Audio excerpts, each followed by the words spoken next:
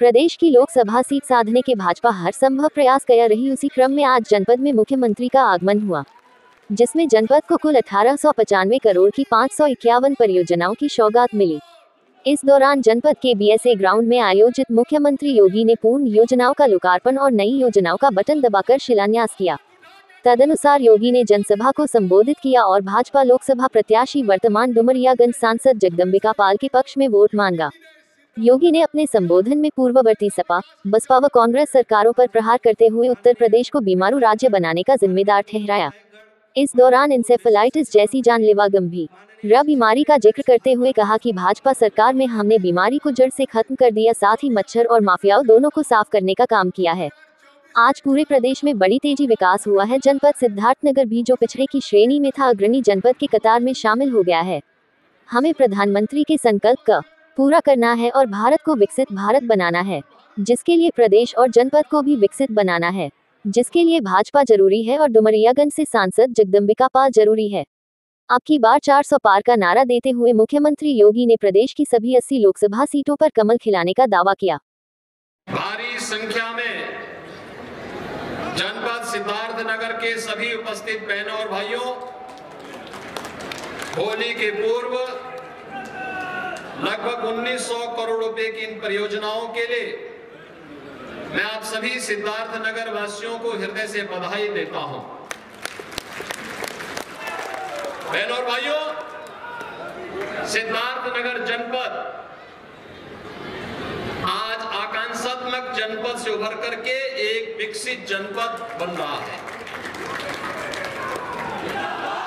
आकांक्षात्मक जनपद यानी पिछड़ा जिला ये था ही इसलिए क्योंकि यहां पर बुनियादी सुविधाएं नहीं थी। शासन की गरीब कल्याणकारी योजनाओं का लाभ किसी गरीब को नहीं मिल पाता था।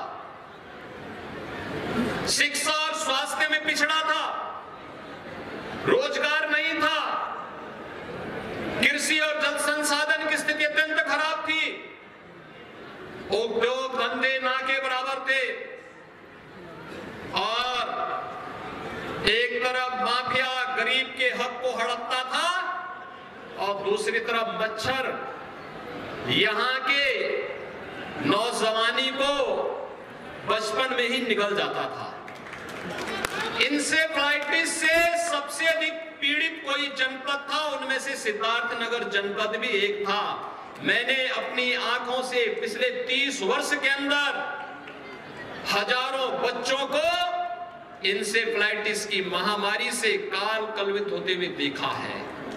और बहनों भाइयों, आज जब हम लोग आज कह सकते हैं कि सिद्धार्थनगर जनपद अब इंसेफ्लाइटिस से मुक्त हुआ, बीमारी समाप्त हुई, इसके बहुत सारे कारण हैं।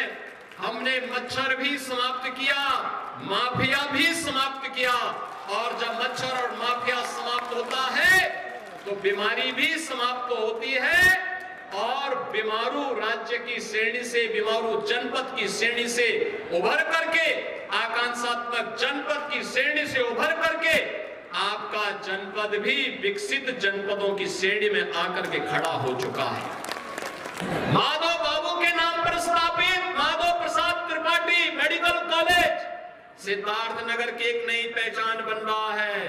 तो आज यहाँ की बेटियों को नर्सिंग की पढ़ाई के लिए दूर न जाना पड़े, इसके लिए सिद्धार्थनगर में ही नर्सिंग कॉलेज का शिलान्यास भी हम करने जा रहे हैं। अभी जो कार्यक्रम आया है ना, इसमें नर्सिंग कॉलेज का शिलान्यास भी आपके सिद्धार्थनगर जनपद के लिए है। जिन गांवों में अब तक हर घर नल योजना से शुद्ध पेयजल नहीं पहुंचा है, उन गांवों के लिए पानी पहुंचाने के लिए, जल शुद्ध जल पहुंचाने के लिए, आरओ का पानी पहुंचाने के लिए भी हम लोग आज शिलान्यास कर रहे हैं। और जहां कनेक्टिविटी से नहीं जुड़ पाया, उन गांवों को कनेक्टिविटी के साथ जोड़ने के लिए आए हैं। अब मुझे बताओ, होली के पहले 1900 करोड़ रुपए का उपहार एक बार फिर से सिद्धार्थनगर जनपद वासियों को प्राप्त हो रहा है। इसके लिए बधाई, आप सबको बधाई। पूरे सिद्धार्थ